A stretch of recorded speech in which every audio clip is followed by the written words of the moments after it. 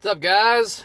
So I will be on location now. I will be doing a monthly maintenance routine on two machines. That will be X-Files and Viper Not Driving. But I also will be swapping out some flipper coils because one of them went bad due to an end of stroke switch issue. So got a temporary coil on there right now. He's had it on there for about a week, so that way he can continuously bring in money while the new coil has finally come in the mail. And so now I will be putting that on there as well.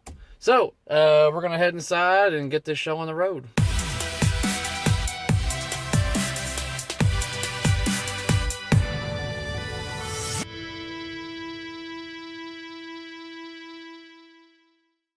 So here we have the X-Files and Viper Not Driving pinball machines that I have on location. I'm just going to be doing a monthly inspection to make sure everything is working appropriately, along with switching out a coil that's on Viper Not Driving. Now, this X-Files machine isn't really that dirty, so I'm not going to be doing a clean so much on this one.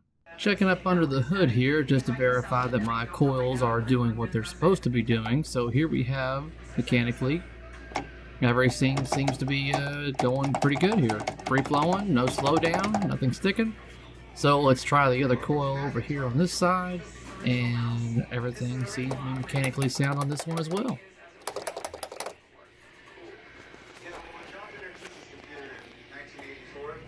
So going deeper under the hood, I find that on my left slingshot over here, I've got a broken wire to the switch. So now I'm a little paranoid and want to make sure that there are no more other broken wires that could be throughout the machine.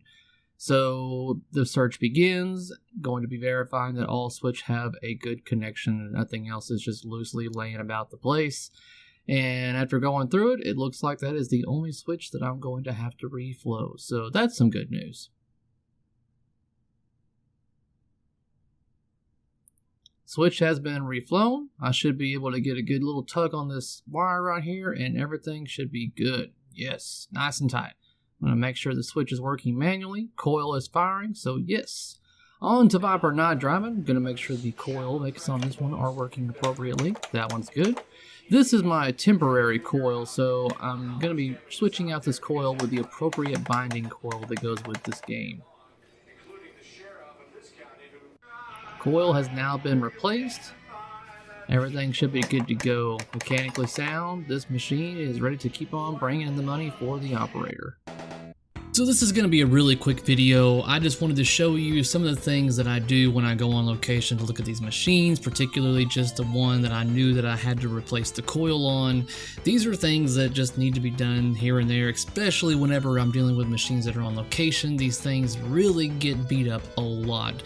Kids that still don't know how to play pinball essentially can go up to those machines and just hold down the flipper buttons and just beat it up, and you know that's why this operator particularly likes the machines that do not have the actual puller for the shootout lane, because a lot of kids come up there and they'll hang on the shooter lane rod, or they'll be just slamming in and it just tears the machine up. So he likes the machines that just have the push button to shoot the ball into the playfield. I didn't go over all the details on how I clean the machines because it's essentially the same video that I have on my channel that you can go through right now, and it's just basic cleaning, going over to make sure everything functions correctly.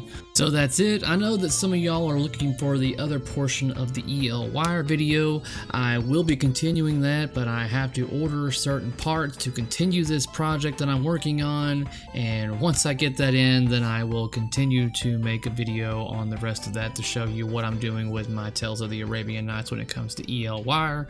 So that is still in the works. Thanks for watching till the end. If you've liked what you've seen, please hit that thumbs up right there, and do not forget to subscribe in case you have not already.